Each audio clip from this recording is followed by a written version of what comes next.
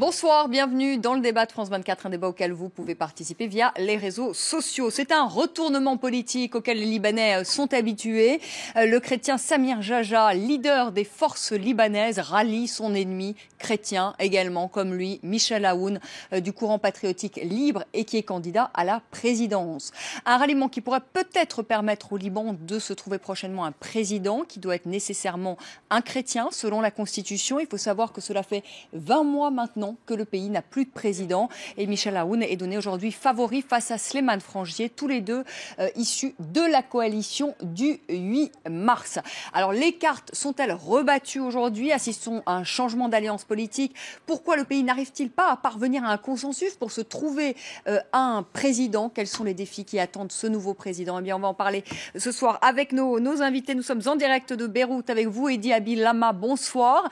Vous êtes membre du conseil exécutif des forces libanaises, qui est le parti de Samir Jaja. Et avec nous en plateau à Paris, Nadim Fréa, bonsoir. Vous êtes membre fondateur du CPL, qui est le courant patriotique libre de Michel Aoun. Et vous êtes par ailleurs politologue. Avant de commencer ce débat, eh bien, on va tout de suite écouter Samir Jaja, qui a donné lundi une conférence de presse avec celui qui était son ennemi hier, Michel Aoun. Après une longue réflexion et de nombreuses discussions, nous adoptons la candidature de Michel Aoun à la présidence du Liban. Avec cette nouvelle étape, il a l'espoir de sortir de moments difficiles, l'espoir de revenir à une vie normale, à une situation plus stable. Hedi Abil Lama, c'est un coup dur ce que vous faites aujourd'hui à la coalition du 14 mars de Saad Hariri en ralliant Michel Aoun. Pourquoi ? Absolument pas, ce n'est pas du tout le cas, puisque dans notre approche, nous avons précisé des points, de nombreux points, en la présence du général Aoun, qui a bien écouté et qui a approuvé. Ces points portent sur des critères et des constantes du 14 mars, et sur lesquels le général Aoun était absolument d'accord. Donc ce n'est un coup contre personne, c'est justement une opération de sauvetage pour la présidence du Liban. Ce poste est vacant depuis plusieurs mois, de nombreux mois, et ceci est devenu intolérable pour le pays. Nous sommes en train de reculer économiquement, politiquement les choses ne vont pas du tout bien, et nous devons absolument trancher, et pour ce fait, nous avons donc tranché pour le chrétien que nous considérons comme étant le plus représentatif de la rue chrétienne, du moins. Nadim Fréa, comment expliquer que Michel Aoun ait ouvert grand les bras à Samir Jaja alors que les deux hommes se sont combattus, se sont battus sur le terrain? Qu'est-ce qui s'est passé? Comment expliquer ce retournement de situation? Je pense que depuis le départ des troupes syriennes du Liban, il y a une vie politique qui a eu lieu au Liban, il y a des élections et on respecte la volonté du peuple, c'est-à-dire les élus du peuple et les blocs qui représentent. Donc il est tout à fait normal d'ouvrir la pensée et les bras vis-à-vis de tout le parcours politique du Liban. Et d'ailleurs, les premiers auxquels on a ouvert la voie du dialogue, c'était avec le Hezbollah libanais, qu'on a ramené à travers le dialogue à partager nos opinions, que ce soit à partir concernant la laïcité ou l'État ou l'armement. Et aujourd'hui, c'est dans cette continuité. Parce qu'il y a un accord, nos téléspectateurs, qui a été conclu en 2006 entre le courant patriotique libre de Michel Aoun et le Hezbollah, le mouvement chiite. Exactement, parce qu'il faut comprendre que le général Aoun était donc en exil en France, et quand il est retourné, c'était pas pour refaire encore la guerre et se défendre, puisqu'il y avait les troupes syriennes qui s'étaient retirées, mais pour bâtir la paix. On ne peut pas bâtir la paix en étant séparés des autres. Donc il fallait jeter les ponts et créer des liens. C'est ce qu'on a fait avec le Hezbollah libanais en 2006 pour instaurer la paix civile, et c'est ce qu'on fait aujourd'hui avec les forces libanaises sur un document d'entente de 10 points sur lesquels nous nous sommes mis d'accord. Hedi Abil Lama, c'est important aussi, au-delà de la présidence, un poste qui est vacant, vous le rappeliez, depuis 20 mois, cette réconciliation interchrétienne, qu'aujourd'hui les chrétiens se serrent les coudes dans cette région où ils sont de plus en plus persécutés. Les chrétiens ont fait entendre leur voix hier et puis dans ce sens nous avons exprimé notre choix clairement. Cette nouvelle entente avec le général Aoun va aider à faire bouger les choses dans le sens que nous espérons et qui sera à l'avantage du pays. Donc la stabilité du pays exige que nous procédions à l'élection d'un président de la République dans les plus brefs délais. Ceci ne peut plus attendre. De plus, nous sommes en train d'aller dans le sens de l'histoire qui dit qu'effectivement, beaucoup de réconciliations ont eu lieu au Liban. La réconciliation interchrétienne doit aboutir à des effets positifs et qui auront une répercussion certainement très avantageuse pour le pays. Edi Abilama, est-ce que vous restez, malgré tout, il y a ce ralliement fait à Michel Aoun qui lui est dans la coalition du 8 mars, qui est une coalition qui est aussi une alliance avec le Hezbollah. Est-ce que vous restez dans la coalition malgré tout du 14 mars, coalition dirigée par Saad Hariri, ou est-ce que vous comptez là aussi rejoindre la coalition du 8 mars ou vous n'en êtes pas là encore ? Absolument, nous ne sommes pas là encore, nous ne serons pas là, nous sommes totalement d'accord avec toutes les parties du 14 mars. Nous partageons des idées communes, nous avons des dénominateurs communs assez nombreux. D'ailleurs, ça a été spécifié hier dans les 10 points qui ont été cités dans la déclaration du Dr Jaja en présence du général Aoun. Et ces 10 points, je le répète, portent sur des constantes qui sont reconnues qui ont été, disons, qui ont été posées par le 14 mars tout au long de son histoire. En l'occurrence, la libération complète du pays, le respect des institutions, que l'armement au Liban ne soit uniquement réservé aux forces de l'ordre et personne d'autre, que les frontières soient complètement, absolument contrôlées dans les deux sens, c'est-à-dire en allant vers la Syrie et en venant de la Syrie, qu'on respecte les institutions. Et puis on a prévu aussi une clause qui porte sur le prochain projet électoral sur lequel nous nous sommes mis d'accord et qui nécessite encore quelques détails pour qu'on puisse aboutir à un nouveau projet électoral, une loi électorale qui respecterait les équilibres dans le pays. Alors, je vais vous faire réagir. Oui, je vais vous faire réagir, Nadim Frère, mais je vois cette réaction d'un internaute. Aoun est un des alliés du 8 mars, Jaja du 14 mars. Je rêverais de savoir qui a promis quoi à l'autre, Nadim Frère. Vous pouvez répondre à cette question? Je pense déjà qu'il est important de repositionner les choses. Le général Aoun, il ne fait pas une alliance avec le 8 mars contre le 14, le 14 contre le 8. Il est quand même dans une coalition qui s'appelle la coalition du 8 mars. Non, on n'est pas dans la coalition. On a des alliés avec lesquels on se rencontre sur des points et on se différencie sur d'autres. Par exemple, sur la prorogation du mandat du Parlement, les forces libanaises étaient l'allié du Hezbollah.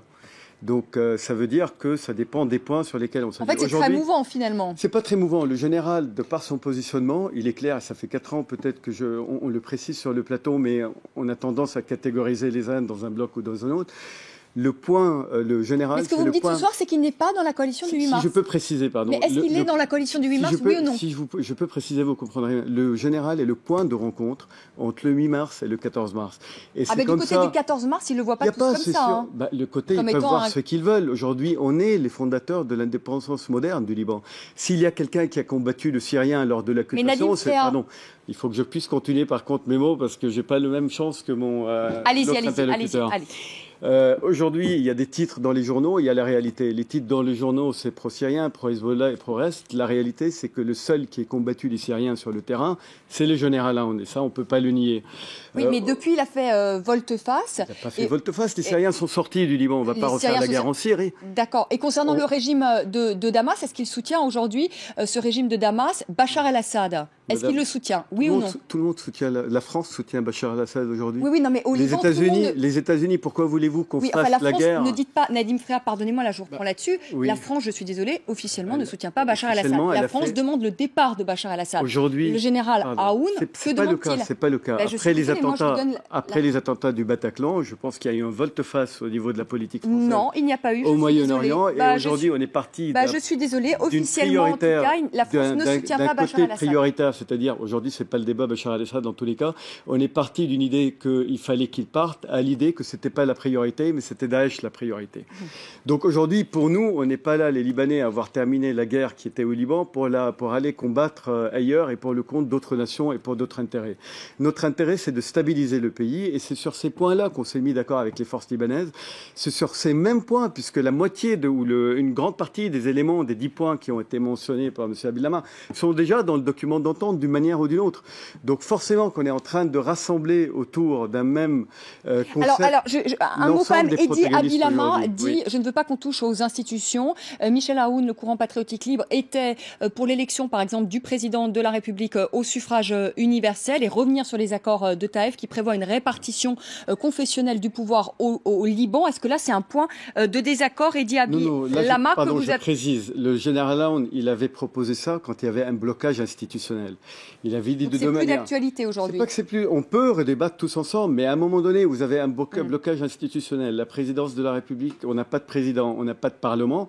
Lui, il souhaitait que si le blocage était total, l'une des options était, parce qu'il y avait d'autres options, était de revenir et de faire un vote directement par le peuple. Et ça, c'était une solution qui était démocratique. On ne peut pas lui reprocher ce point. Edi Abil-Lama des forces libanaises, vous allez sortir donc un candidat. Il y a Frangier et puis il y a Michel Aoun, aujourd'hui un candidat donc à la présidence. La présidence, je rappelle aux téléspectateurs, qui revient un chrétien. Les deux donc sont chrétiens. Michel Aoun qui soutient quand même Bachar el-Assad, même s'il n'est pas d'accord. Nadim Frea, qui est du côté, qui a fait alliance en tout cas avec le Hezbollah. Vous êtes d'accord? 2006, il y a des accords qui ont été signés avec le Hezbollah.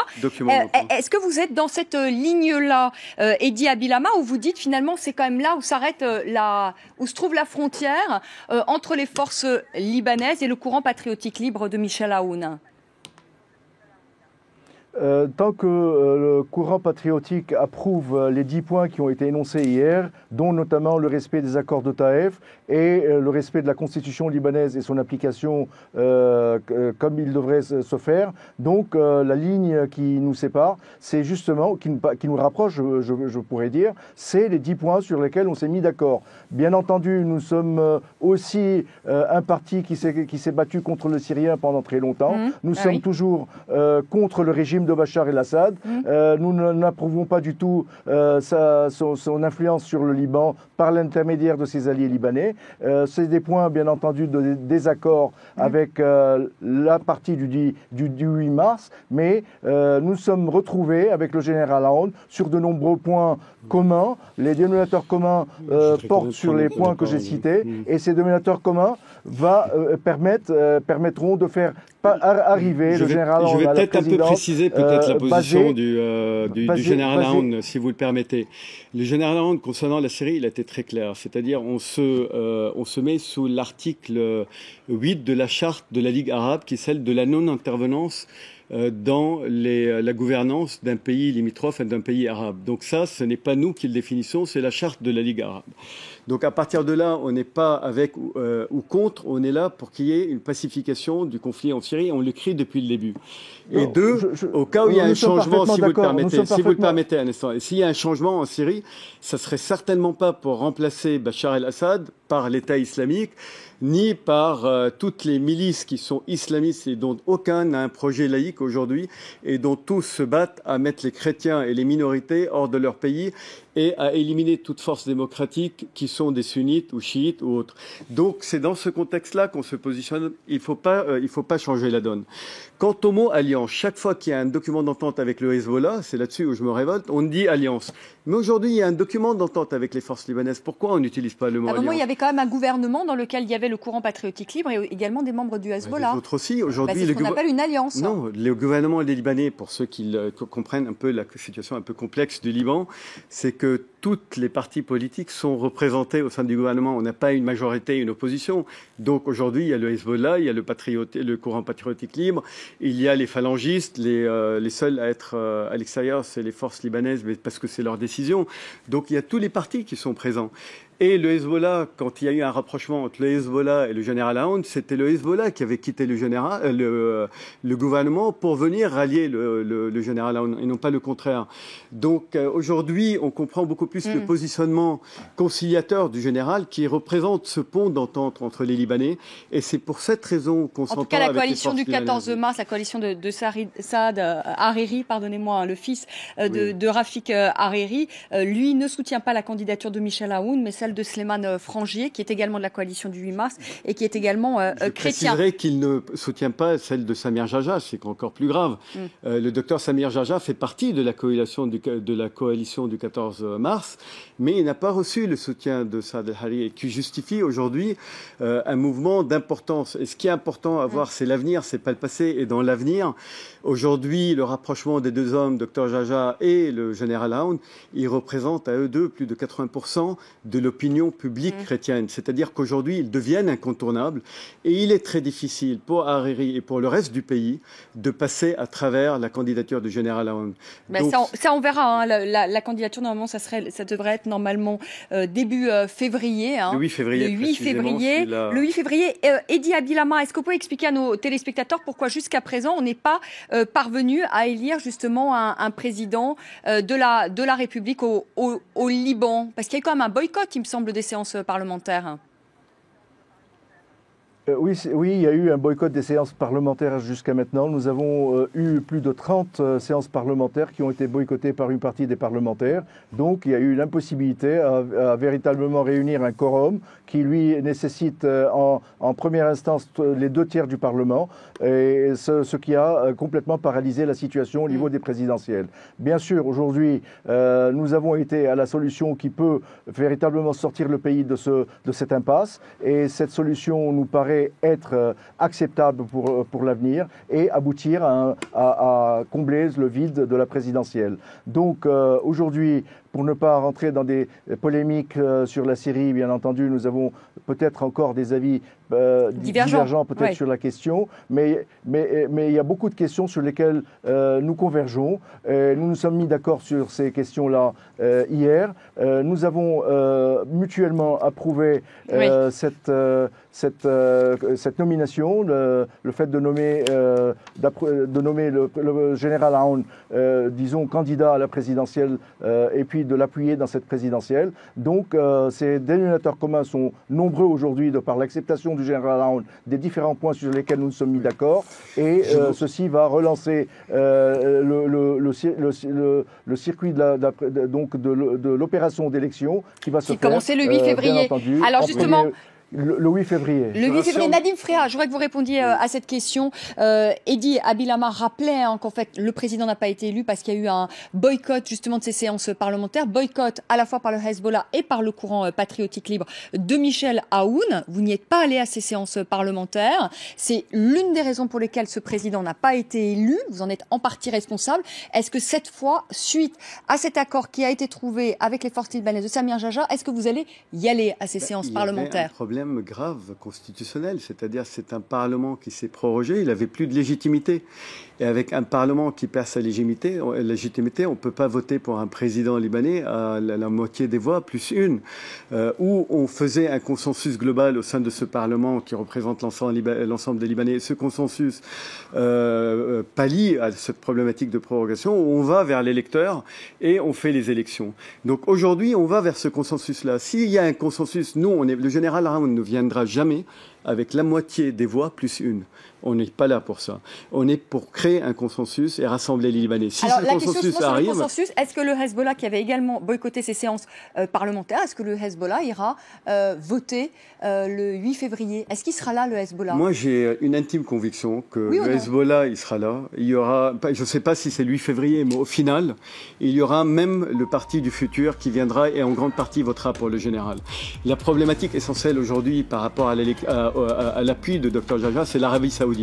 Les États-Unis, ils ont donné le feu vert à travers Dr Jaja à l'élection de Aoun. Mais aujourd'hui, le point de blocage est l'Arabie Saoudite. Est-ce qu'elle va être rassurée? Elle va faire le mouvement. Les États-Unis ont donné leur feu vert à la candidature à l'élection de Michel Aoun. Les États-Unis soutiennent quand même Saad Hariri. C'est quand même leur allié, Saad Hariri, et Saad Hariri. Je pense que Dr Jaja est l'allié des États-Unis. Dr Jaja est l'allié des Syriens. Dr Jaja est l'allié des États-Unis. Il n'aurait pas pu faire ce pas sans leur feu vert. Merci beaucoup. C'est pas facile, hein, la politique libanaise. Il y a beaucoup de mouvances et le mot est faible. Merci beaucoup. Merci Nadim Frère. Merci beaucoup Hedi Abilama d'avoir été avec nous en direct de Beyrouth. Je vous retrouve dans un instant pour le rappel des titres. Le second débat de la soirée sur France 24. On parlera de l'essoufflement de la croissance chinoise. À tout de suite.